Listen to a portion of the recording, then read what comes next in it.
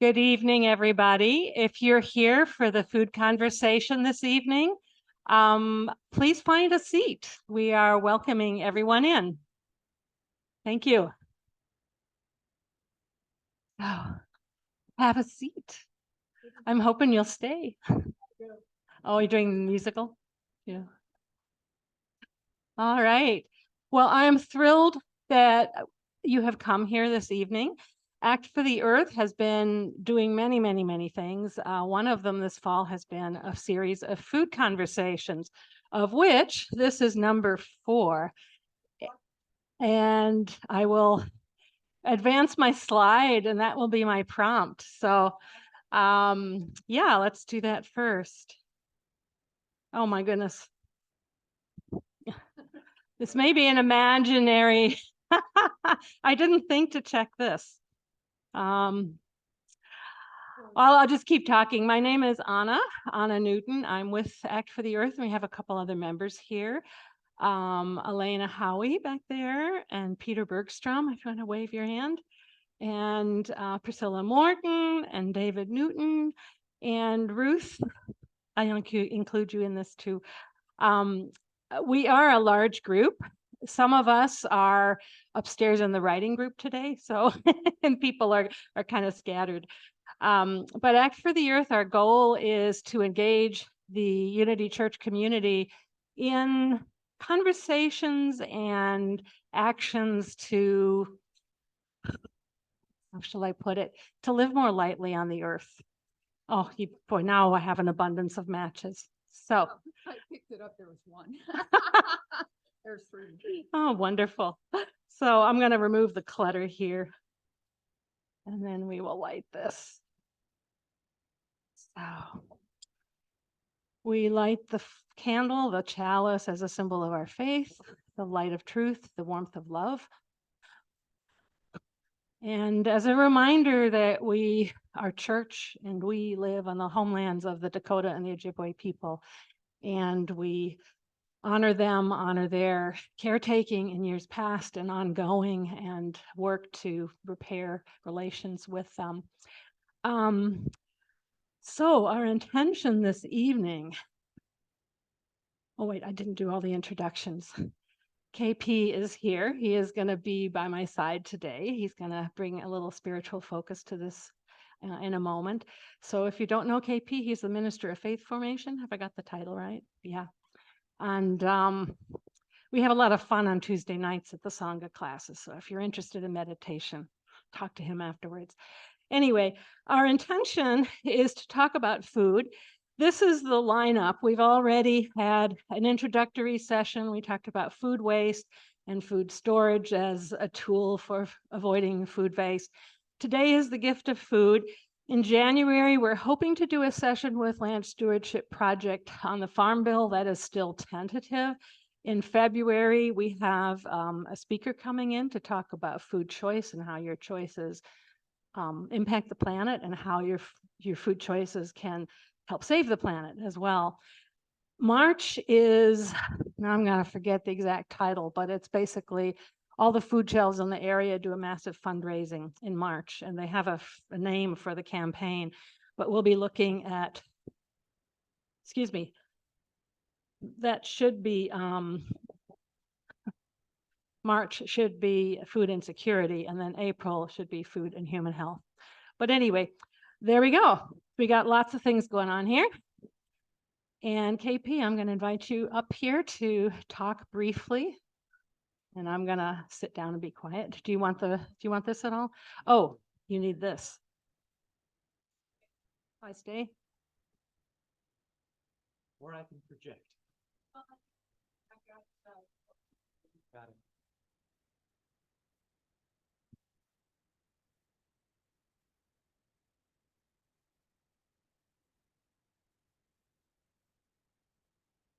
I'm thinking about The Little Prince. So when Anna and I met and talking about food and gift, those of you, all of you who know The Little Prince, he lives on a planet with, if I remember correctly, 3 volcanoes and 1 rose. Then he travels and he makes his way to this planet Earth where there are thousands of flowers and roses in the garden. And yet in the book, he falls in love with one rose. And this wise fox offers an explanation, which is because the little prince, the boy, has spent time imbuing their relationship with care, with kindness, with attention, with presence, with friendship. That single rose, not the thousands of random objects called roses, but that single rose enters into a very special relationship with a little prince. I'm thinking about that because when I think about gift, I'm thinking to anthropologists who often will talk about three categories or three kinds of ways that human animals relate to one another. One is the taking form. It is the form called theft. It is a form of colonialism. It is, I don't need to ask you, I just simply take from you. It's violent, but it says something about the desire in the human animal, the desire so that it overwhelms any sort of ethical moral boundaries, and I simply will take what I want. There's another second form that anthropology introduces, and it's a little bit better, arguably, because it is selling, it is exchanging. I'll give you this for that. It's quid pro quo. It is a little better, perhaps, than the taking form, because what it does to this desire to take and to own and to have, it enters into an agreement. It is transactional. So at least I recognize you, the other, as maybe having desires on par with my own. The third form is what's relevant. It's what got me thinking. The third form is pure, undiluted, uncontaminated giving. Giving. It is a different kind of desire on that continuum of desire, the furthest thing from taking. It is rooted in the delight of seeing recognition to whom you give the gift, whatever it might be. And food seems even more poignant in my understanding, because if there's something that elicits, evokes, and even provokes desire, it's food. We need it to live. And then we have made this thing that we need to live into cuisine, into art form. And what is art, and especially edible art in cuisine, than a concretization of desire? So as we step into this season of the way that we operate in certain forms with one another, whether it's taking or exchanging in transactional relationship, or this pure delight in gratuitously giving, it focuses my attention on desire.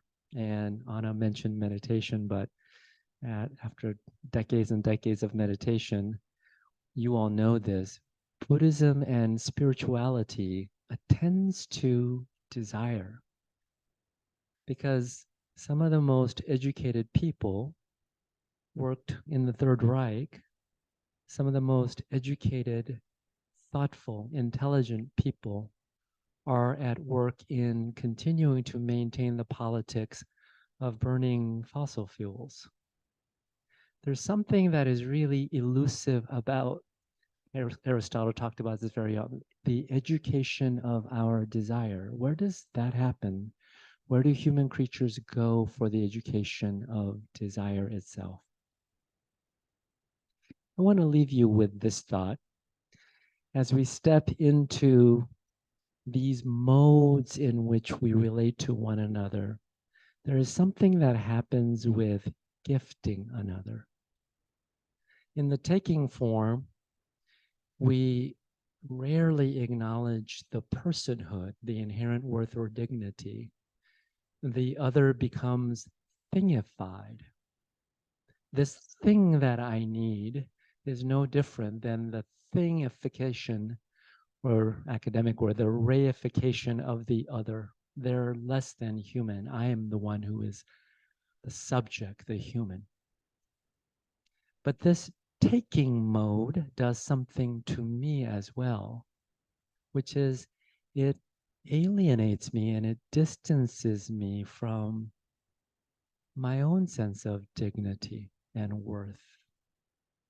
And spirituality and religion goes pretty deep in the way that we consider the person of sacred, infinite worth and dignity. But this taking mode leaves us with alienation on this side and thingification, reification on the other side. In the exchange mode, Karl Marx and many others wrote about this extensively, but the same thing persists. In the exchange mode, I'm interested in acquiring this thing. I am less interested in the other. I'm generalizing, but I'm interested in acquiring this thing. And what is often diminished in that transaction is the intrinsic value of the other. It turns the other into a utilitarian mode. How useful can that other person be for the acquisition of whatever it is that I need and want? Religious life and spiritual practice goes to great pains to not turn people into means. People are an intrinsic end unto themselves. So when we come to an organization, most of us come because in capitalism, other people are resources. Human resources tops the list of resources, right? And then when we get tired and we get all the things that we want from these human resources, what more do we need of that organization? We just go on to the next organization. That's why sometimes I mention Dietrich Bonhoeffer says the church is not that. We do not treat each other as human resources to resource whatever I want and need in this transactionality. The church is a church, you will know it as a church, says Bonhoeffer, in the way that we take care of infants and children who are not very good resources for us adults. In fact, who suck our resources, right? Because they are so utterly dependent upon us. It is a relationship that calls us to gifting one another. And so we step into this season where Anna's going to talk to us about gifting, and that this practice of gift is often corrupted. I can take a look at many moments when what I thought was a relationship of gift was secretly hiding exchange, maybe even taking. But how do we step into gift exchange, gifting one another, so that we recognize the intrinsic worth, that our desire is the desiring of the person? The best gifts that I have ever received was really not about the thing, the qualities of the thing. Of course, the thing matters to some degree. But the thing that matters to whatever degree matters because it is imbued with the other person who knew I needed that particular thing, which is about their knowing of me. And to flip it, you and I have had white elephant gifts where the thing, absolutely useless. And yet we hold on to these absolutely useless things like a rose, because it's not just a rose, it's not just a thing. It has been imbued with life and beauty and meaning. This useless thing called paintings hanging in the parish hall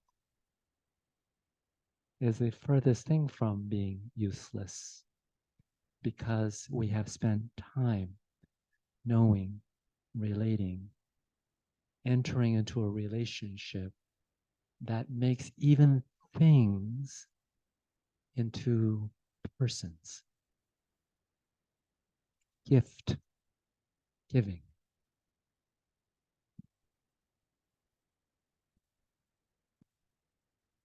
Heidi's going to switch the mic.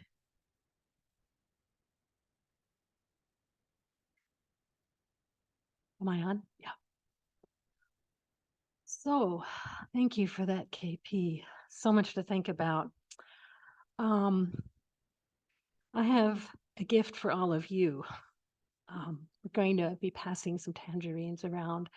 What I'm thinking is, since I just happen to have an Act for the Earth representative at each table, I wonder if David and Priscilla and maybe Elena, if you and if you want to help Peter, get enough tangerines for your table and hand them out to everybody.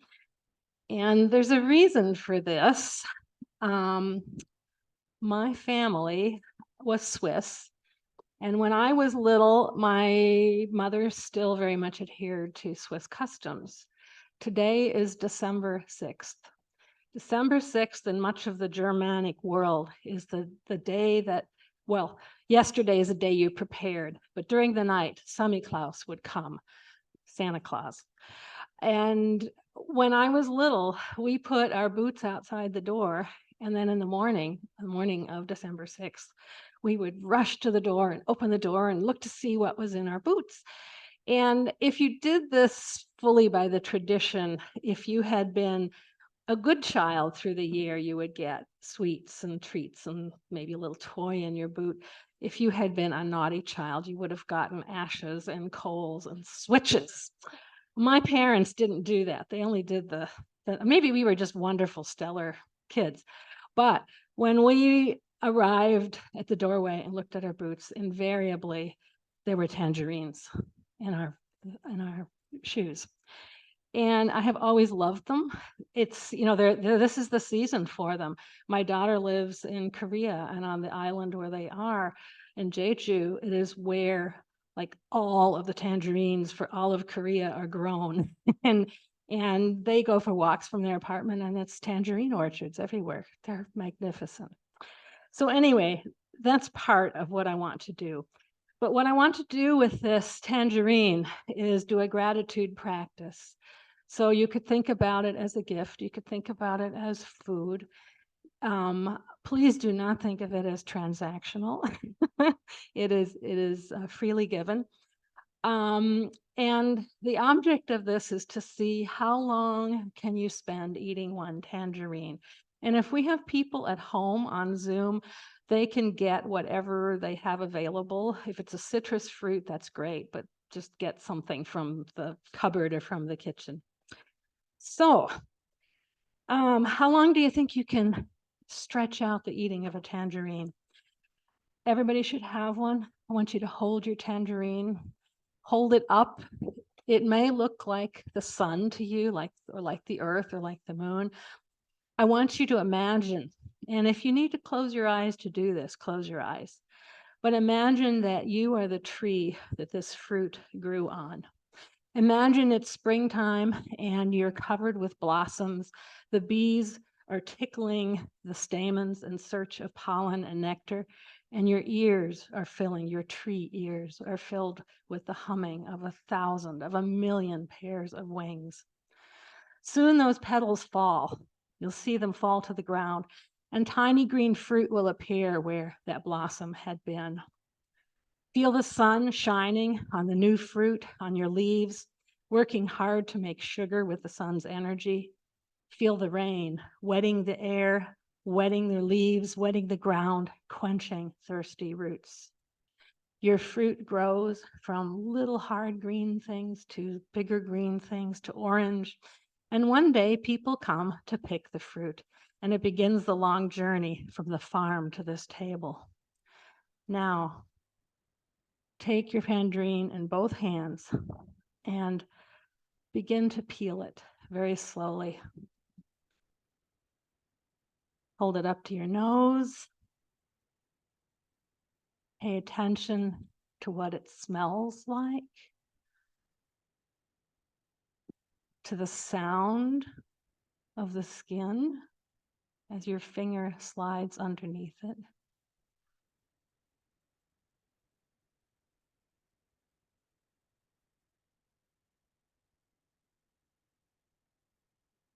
These are Satsuma tangerines, so they peel quite easily. If this were a navel orange, it would take us a little longer.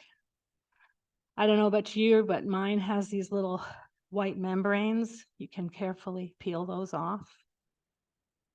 Continue to breathe, inhale that fragrance. Citrus, the whole group of citrus plants, whether it's grapefruits or lemons or limes, they all have pockets of oil in the skin and on the leaves. And this fruit is no different. It has that too. See if we can carefully separate the sections. You can lay them in front of you.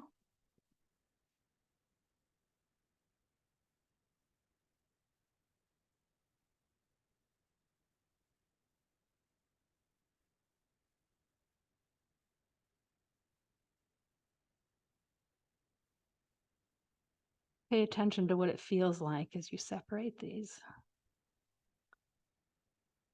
And keep smelling. And when you're ready, take one section and hold it up to the light. You may have to do the back of the room there. If we were outside and the sun were shining, this would work a little better, but it kind of works in here. You can kind of see the light shining through there, and you can see the cells inside, and you can feel the fluid inside there.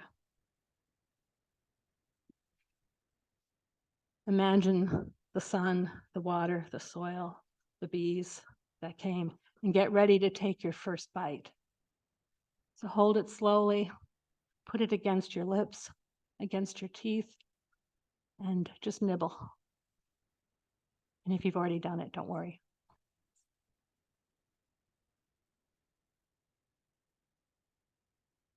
Notice the feel of the skin surrounding the flesh of the tangerine. Imagine that this was the first tangerine that you've ever eaten in your life. What words describe the sound and the feel and the taste of that bite that you took?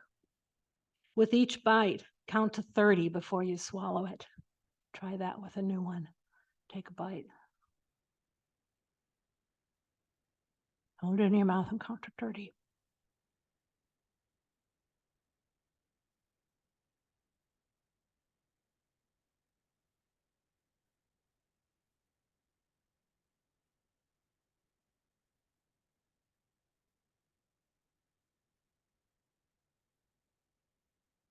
That was hard. Try it again. It's so luscious, you just want to swallow the whole thing, which is the point of this.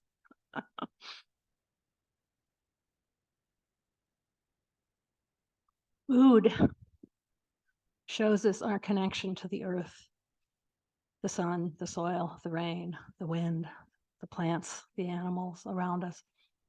And it's a very powerful symbol of the interconnected web of all existence. And with that in mind, I'm hoping you feel gratitude for this tangerine, for the trees, and for all of nature that help provide our food. If you had dinner tonight at Wellspring Wednesday, it was a lovely meal with chili and salad, and it was a really great cranberry bars. So we can be grateful for all of those things. And to all of us, we're all connected. So enjoy the rest of your tangerine. If we could extend this and we could sit around and eat this tangerine over the next 30 minutes. Maybe you'll choose to do that as we go through the program today. But thank you for bearing with me. So the gift of food and a connection to the earth.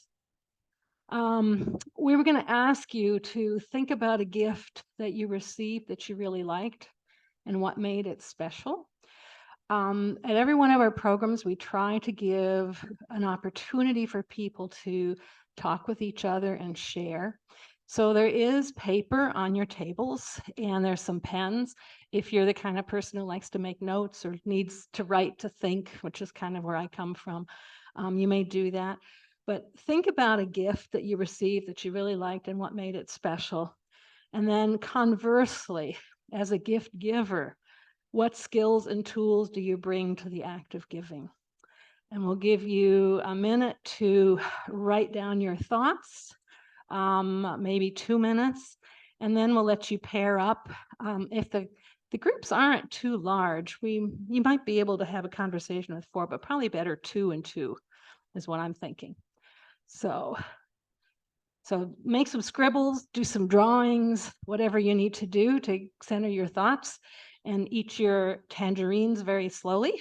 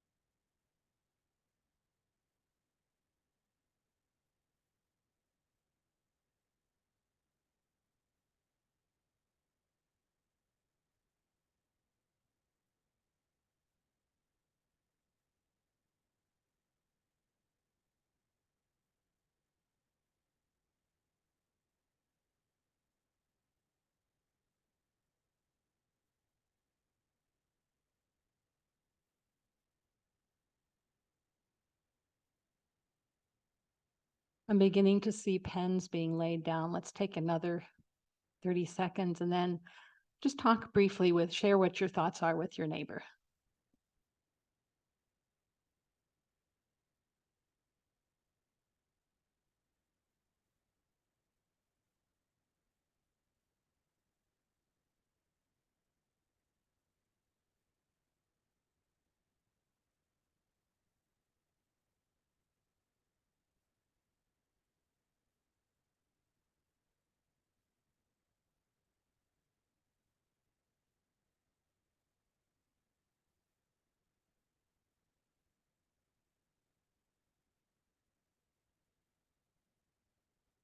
You can talk amongst your pair.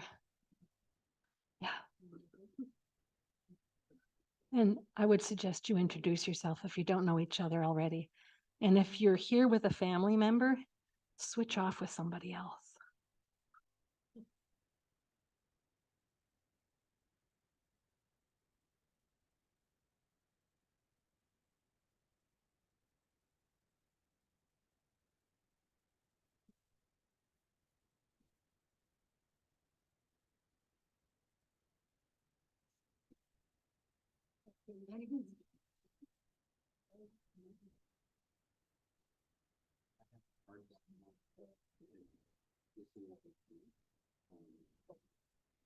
Something which is part of the culture of my son's husband's family.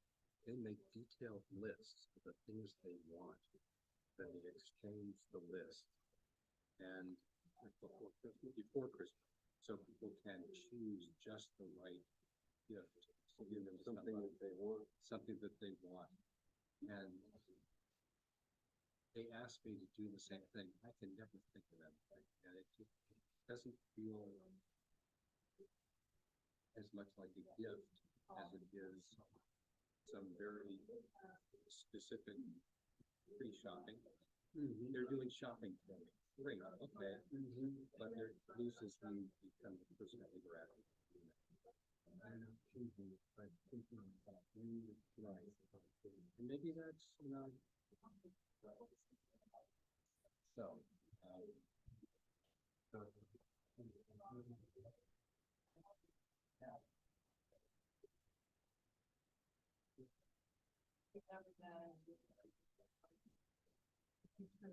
You're on now.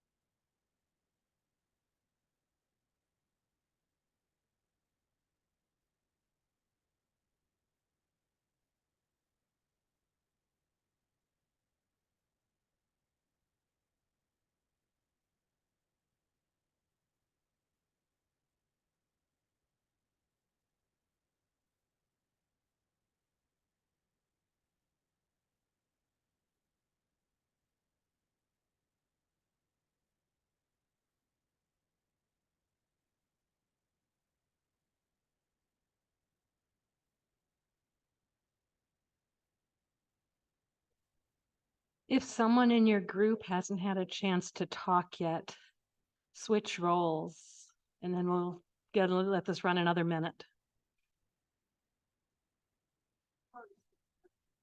You've already switched.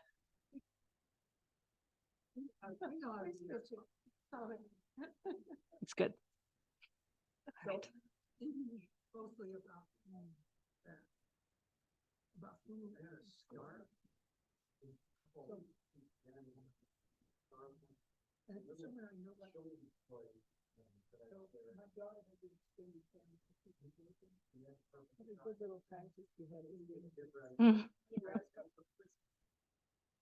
It's, let me just turn this on.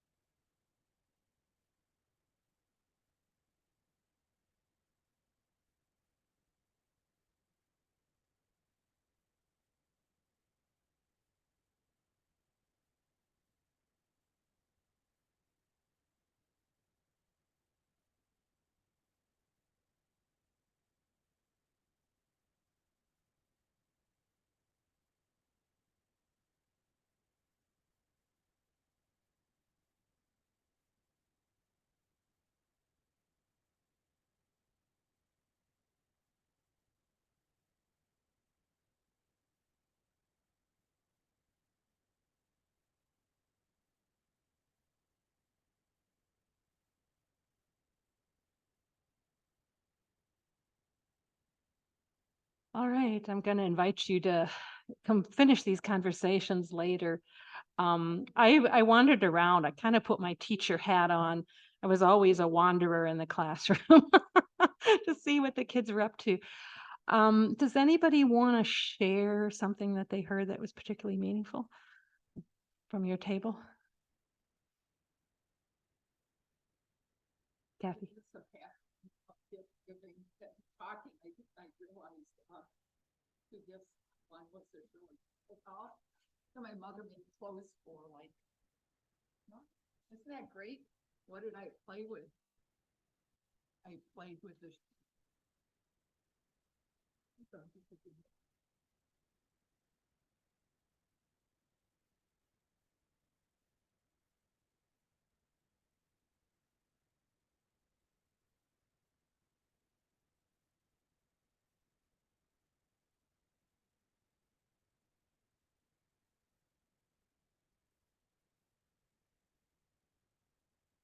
Have one person.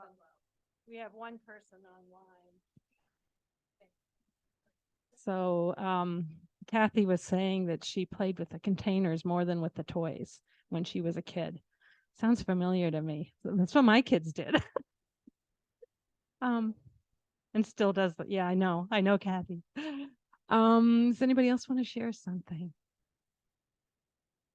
And I'm wondering, does our person online want to share something? Oh, okay. I heard some very sweet stories just about thoughtfulness and unusual gifts that the recipient didn't see coming, which is a lovely thing. So let's see here. I'm going to switch. Maybe I just talk through the big mic. So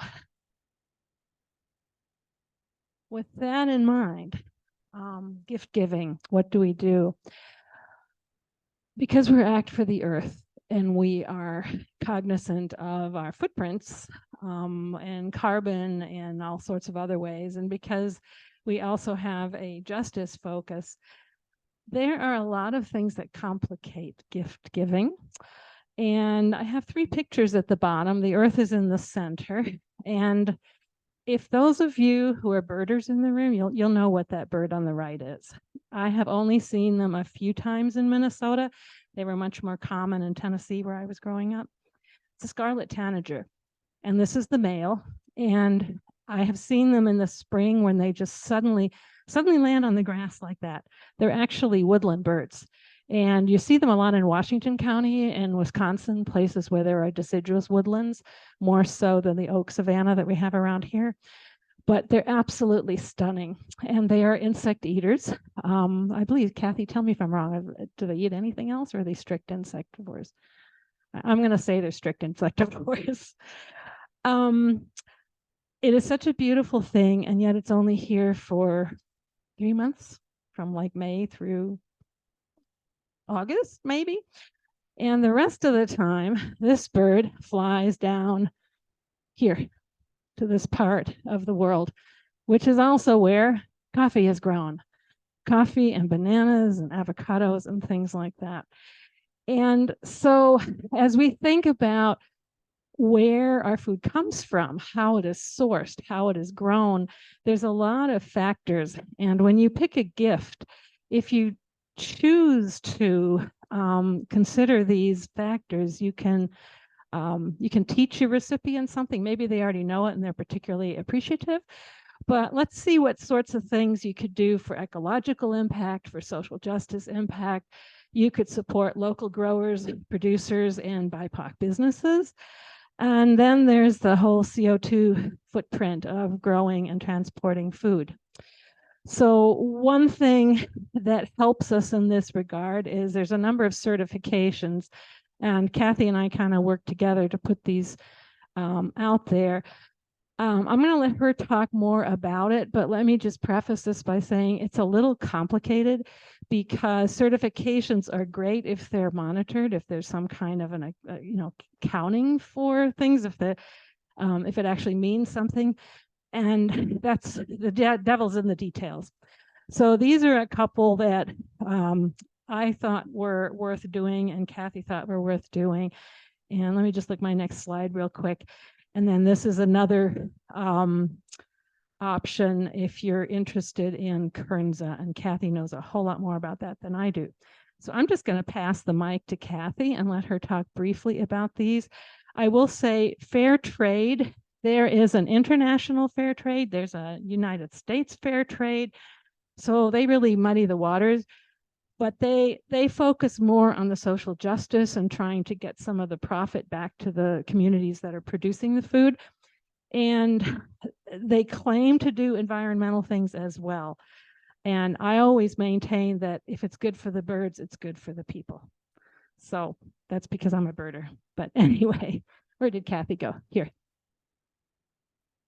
Yeah, this reminds me of some webinars that you can find online, produced locally by Dakota-led Wakan TP, called Gifts from the Plant Nation. And one plant, a whole hour, traditional and present uses. And it reminds me that we, in order to save the bees and the birds, we need to live within and farm within and not instead of nature. And that my dad grew up doing that because tractors had not been invented, and it's hard to wreck everything with a horse. And then when we were growing up, the kids didn't have to work so hard. We only had to work Saturday morning growing food because tractors had been invented, but it's so easy for us to get rid of nature, and then we aren't living within it. And these groups are trying to bring back that idea of growing food like the Be Better Certified is Xerxes. They've been around for a long time trying to save insects. They're the ones that pointed out the rusty patch bumblebees declining, our new state bee. And it's they got it on the endangered species list, and they're trying to protect it even better than what the U.S. Fish and Wildlife Service is. So they have a Be Better Certified. If you see that, it's got to have a bee on it, not just we're good for bees. I'm having a hard time finding any products that have that, and they only have 2 on their website, but there are some vineyards in South America that are trying to do this to sell to Europe. I hope it gets picked up better. One that you can go to Audubon, the Bird People National, and they certify beef because the prairie birds are declining so fast. And so the farmers pay their certification people to come out and certify their grazing methods, that they meet their various criteria. It's not necessarily grass-fed, but there are certain things they don't use neonicotinoids. And they have a lot of their land in native plants or encourage native plants. And then for the, like Anna was saying with the coffee, I don't know about this one, but Audubon, you can go to their website. and buy their certified coffee or a gift certificate. That's what I'm going to do for a gift for somebody who put us up for a couple nights, who drink coffee because they work at home. So we're going to buy them a gift certificate from the Audubon website. And in that way, here the birds are declining, like since over my watch, since the 70s, by 30% or something. And same with the bumblebees, are having a really hard time, as well as all the other bees. So one more is there's a slide about the University of Minnesota's Forever Green initiative. If you go to the state fair, go to the egg building, and they have a table. And there's a cookbook called regenerative cooking or something, or perennial cooking. And it has recipes for some of these crops that the university is doing a big study of, trying to make them a little bit better. The one I'm familiar with is Kernza. I just bought this on the way here. I've been ordering Kernza online from kernza.org. It was developed, I heard about it, my friend Grant 30 or 40 years ago said, I'm giving them money every year to the Land Institute in Kansas to grow this great wheat, and it's going to save the world. And we're kind of like, okay. And anyway, they did it, and you don't have to plow it up every year. That's what perennial means. And that's really important, because that's when we've lost half of our good topsoil here in the Midwest, with the best topsoil in the world, and it's going away. And so the university is studying that. There's a webinar that the Iowa Farmer weekly webinars for farmers down in Iowa had a guy who is the coordinator of this program on, and so you can listen to that if you want to find out more details. But look at all these different crops that they're working with, that are they're trying to introduce, instead of just the corn soybean rotation and then just mowing the hay. And I survey for bumblebees as a volunteer down in the southwest corner of Minnesota. You don't see them in the prairie lands that have been turned over to that intensive kind of farming.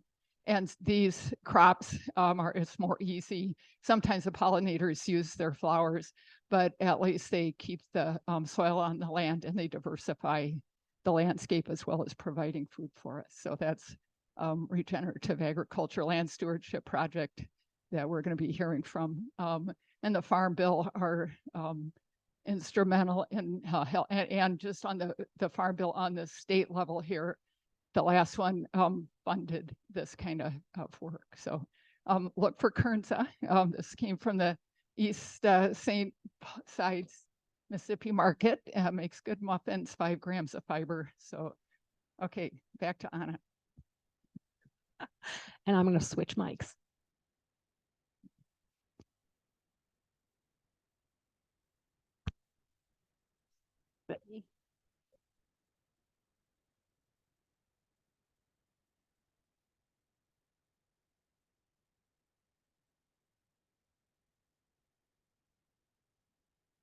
Try that again. Yeah, now it's working.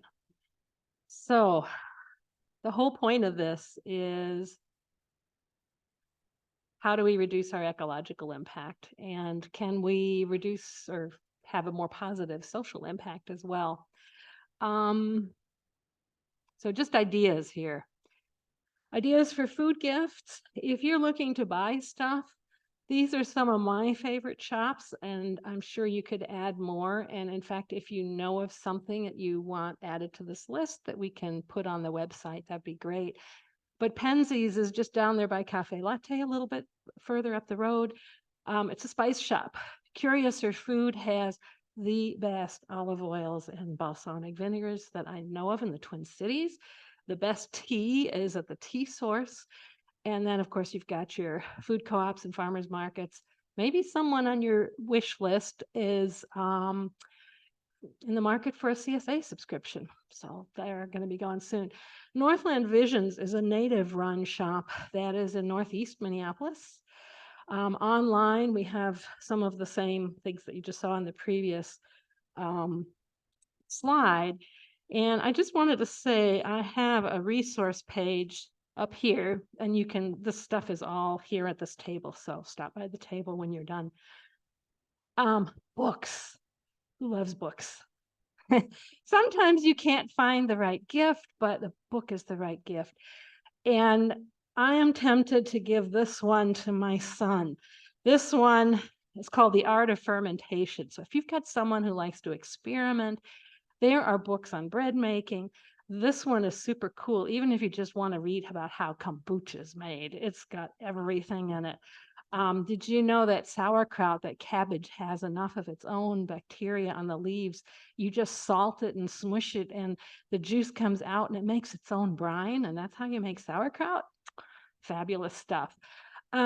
Michael Kurlansky, or Mark Kurlansky, his first book was Salt, and then he wrote Cod, and then he wrote The Big Oyster. If you're interested in food and interested in history, I've got a whole bunch of books here that fit that category. And one of the reasons I bring them out is so much of what we eat comes from other places, and so much of everything that we eat has a history. Very few, I mean, you can't hardly imagine Italian cooking without tomatoes, but tomatoes came originally, they were raised by the Aztecs in Mexico. There's a history for all of our food, and it gets bound up in some unfortunate colonial practices that go way back. Anybody want to guess what the first major corporation in the whole world was?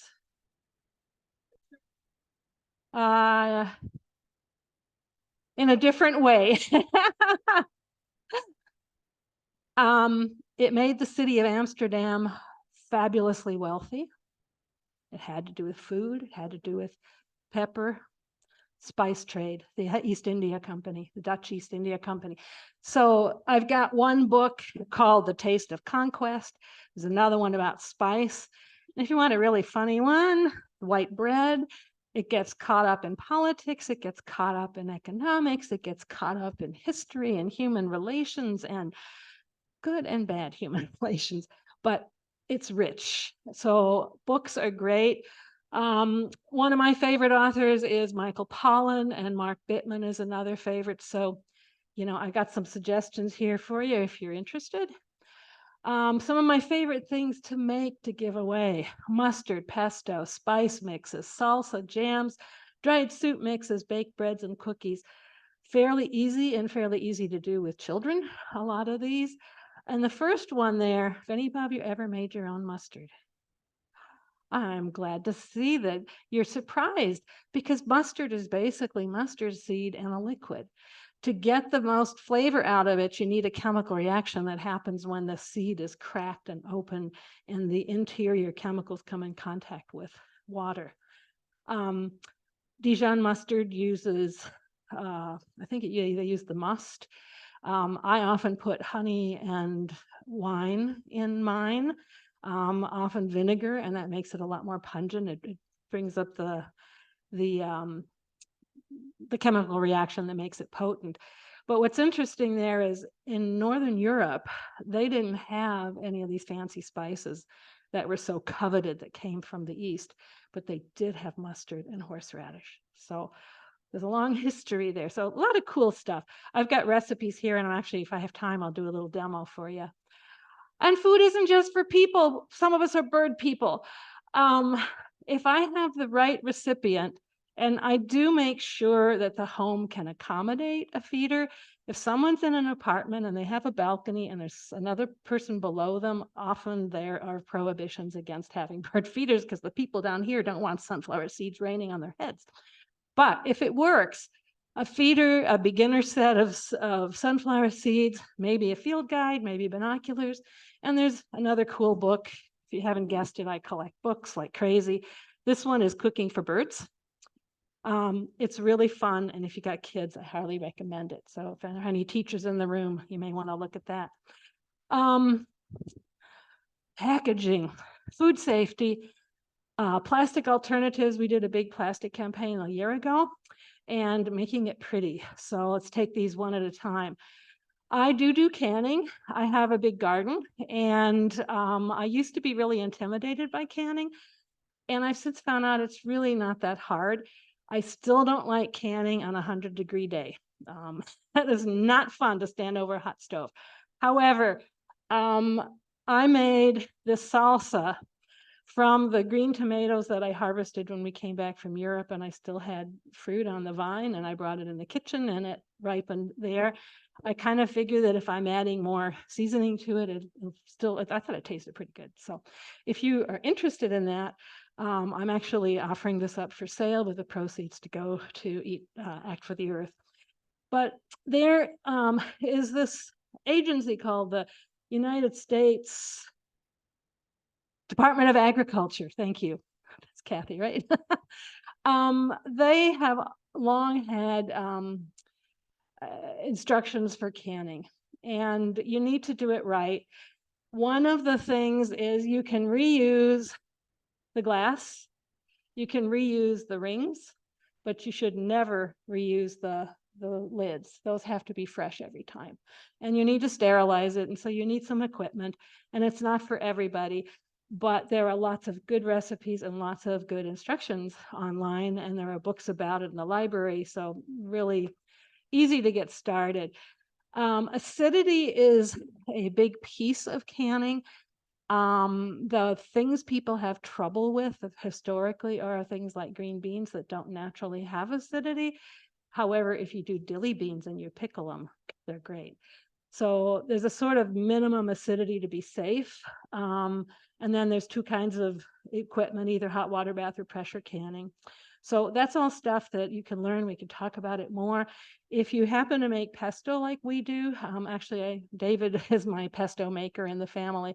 We pack it in little like single recipe sizes that have about a 1/4 cup in them and freeze them. And 2 years later, they're still pretty darn good. So if you gift something frozen and it's not 0 degrees outside, you need to transport it obviously in a cooler with an ice pack. Plastic, yuck. Sometimes there's no way around it. I have a bread I make that has icing on the top, and it's kind of a soft, sweet breakfast bread.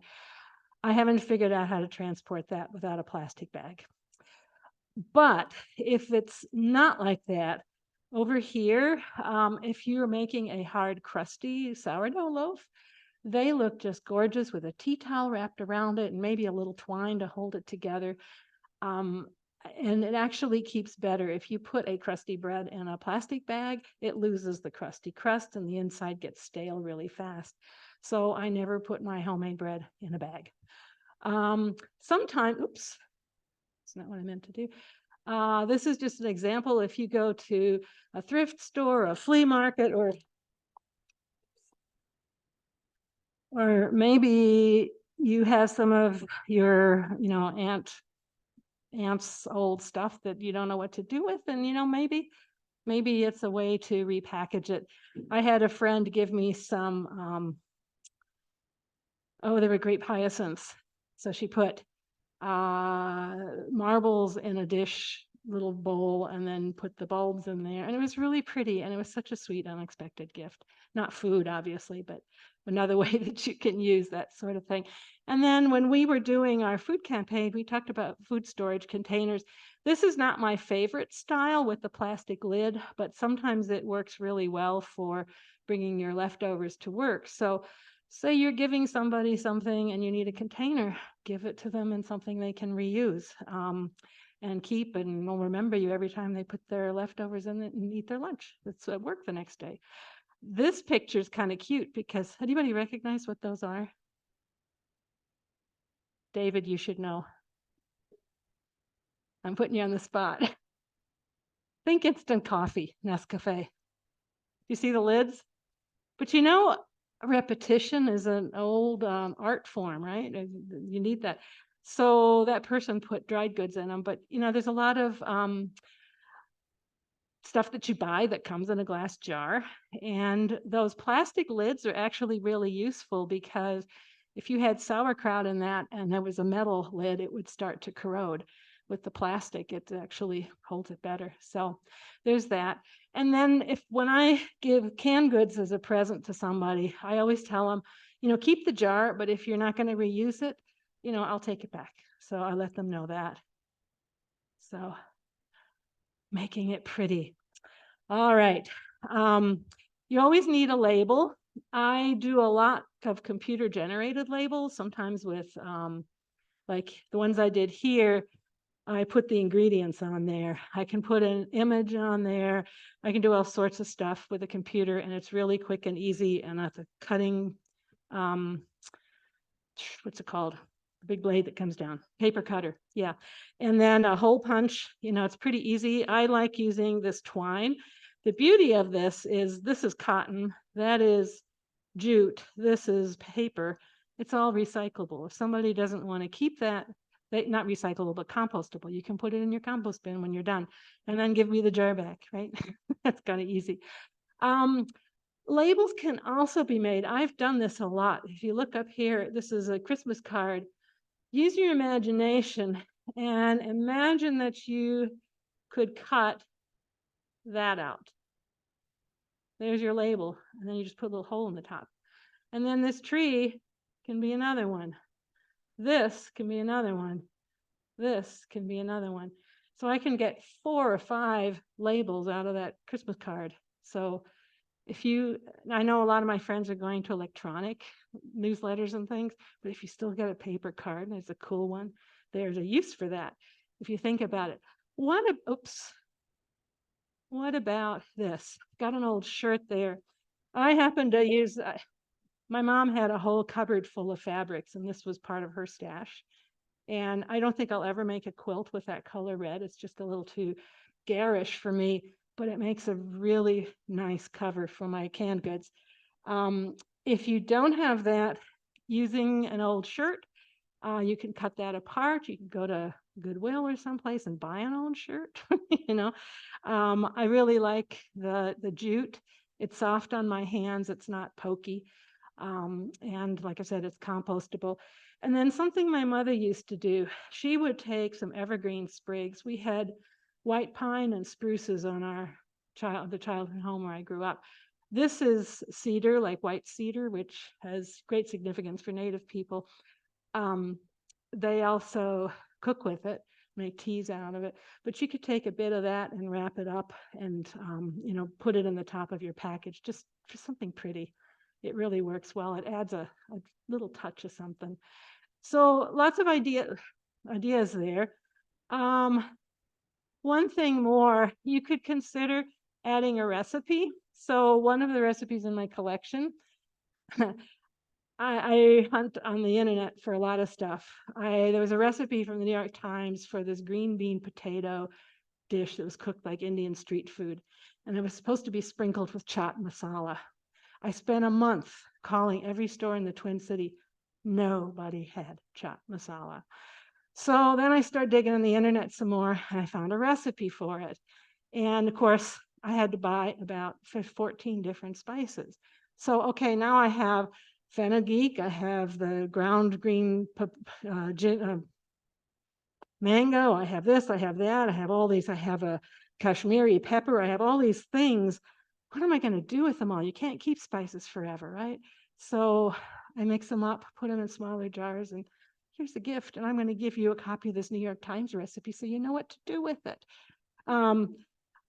Think it through. If I just hand somebody that, unless they're a pretty accomplished cook, they're going to go, what is it? You have to give them something. Even with pesto, I will tell people, put it in salad dressing, put it in your lasagna, stir it in your soups. In our household, it becomes vitamin P. It goes on everything. It's almost like a bread. It's like you use it like peanut butter, it's on everything. The other thing is maybe there's a story. And the bread that I like to make has this almond filling, and I just love it. And it's something my mother always made. I had just assumed it was an old Swiss family recipe. It's like things that they make in Switzerland, like things that my mother grew up with. But when I did some digging, turns out it was from the Washington Post. Why is that significant? When my mother arrived in America, she knew no English. And she literally taught herself English by reading the paper. And this recipe came from that.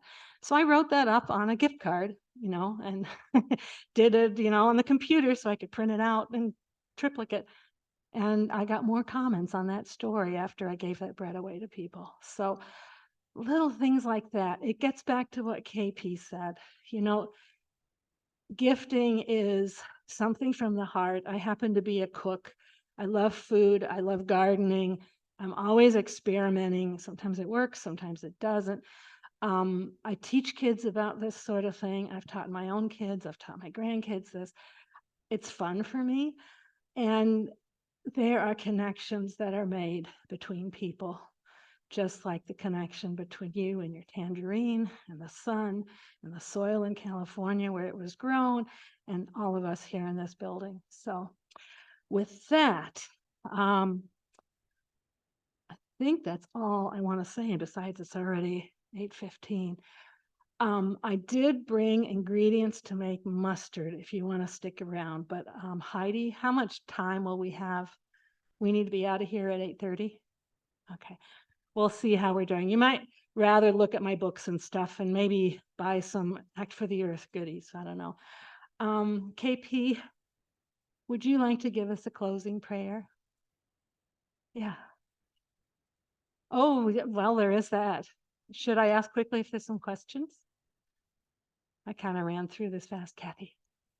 Somebody wants to give me one sheet. They make, Preserved lemons. well, no, they make it in France. Marmalade. Will it work? Will it work with tangerine? Okay. All right. Yeah, okay. It's either that or compost it, but we can give you that. Yep. Yeah. Yeah. Do they use machines to go through the field and harvest? I would imagine so, Kathy. I mean, it may depend on what it is. Maybe I should go back to the, you know, one of the things in there was hazelnuts. Yeah. Yeah.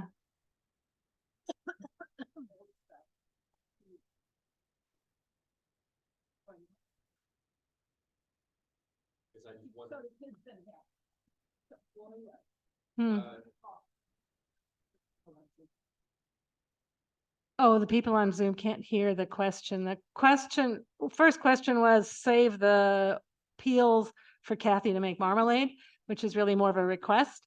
And the second question was with perennial crops, do they use equipment to harvest it? And I'm sure they have to. And probably the initial sowing is, you know, they're going to use equipment as much as they can.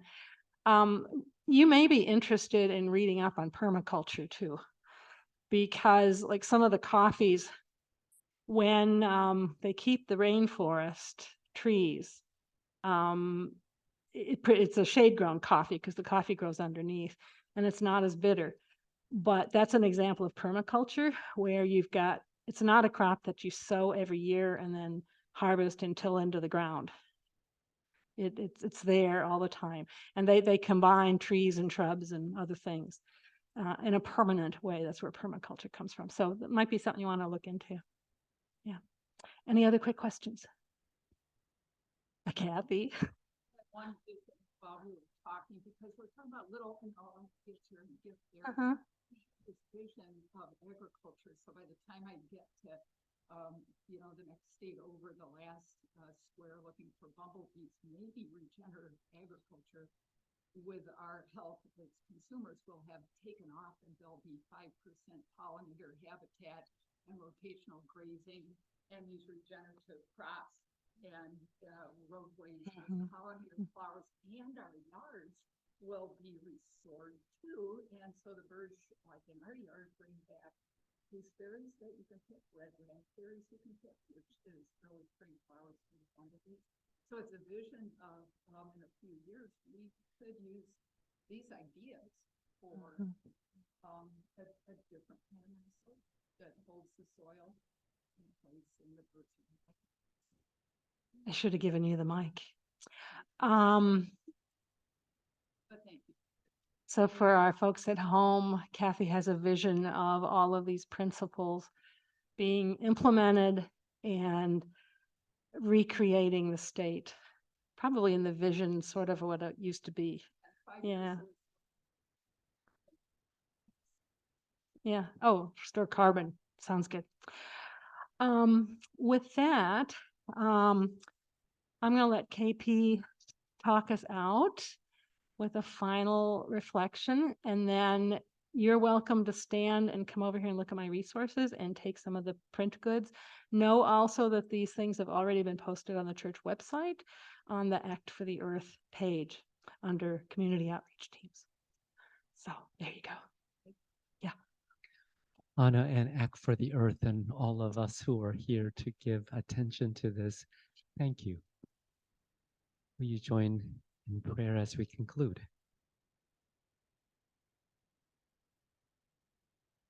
Holy One, we step into this winter holiday season. There is something about the soul of the holidays and this season that yearns for light, that pulls people into community, and what breathes at the center is warmth and care. The season that stirs something in our soul, that opens our awareness to those neighbors right around us, that turns our attention to things that are not simply of use value, but the intangibles that construct for us our sense of what it means to be neighbors, to be in community, to be inhabitants of this beautiful and precious and fragile planet that we inhabit. There's something about the soul of this winter cold season that turns our hearts and attention to these intangibles that make for life.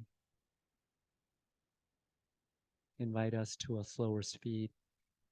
Call us to open our heart's eyes to discern the flickering light and the stars and the constellations, and remind us that we were never meant to be separate or alienated or disconnected, but that in the season that our souls might find moments to bring ourselves back into relationship with one another and with the earth itself. Thank you so much for the joy of knowing these very hands-on and very practical ways that we can live into our values, that we can practice, ways that we care for one another and for this earth. In these big and small ways, may we imbue each bird and flower with all that we hold as precious. In thanks we pray. Amen.